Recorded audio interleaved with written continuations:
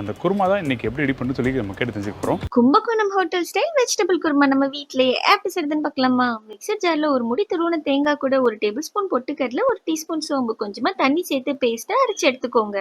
ஒரு பவுல்ல 1 table spoon கசகசா, 10 முந்திரிய சுடுதண்ணில 15 நிமிஷம் ஊற வச்சிருங்க. இப்போ கடாயில 2 டேபிள் ஸ்பூன் கடலெண்ணெய், கிராம்பு, பிரியாணி இலை, சோம்பு, 2 பெரிய வெங்காயம், 2 டேபிள் ஸ்பூன் இஞ்சி பூண்டு பேஸ்ட், ஒரு கொத்து கருவேப்பிலை சேர்த்து நல்லா வதக்கிட்டு 2 தக்காளி, 1/2 டீஸ்பூன் மஞ்சத்தூள், 2 டேபிள் ஸ்பூன் மிளகாத்தூள், Kashmir red chilli powder, 2 table spoon தனியாத்தூள், தேவையான உப்பு சேர்த்து எண்ணெய் பிரிஞ்சு வர வரைக்கும் வதக்கிட்டு 1 கப் பீன்ஸ், கேரட், உருளைக்கிழங்கு சேர்த்து கலந்து மூழ்கிற அளவு தண்ணி ஊற்றி மூடி போட்டு 10 நிமிஷம் லோ ஃப்ளேம்ல வச்சிருங்க. இப்போ ஊற வச்ச முந்திரியையும் கசகசாவையும் நைஸா அரைச்சு எடுத்துக்கோங்க.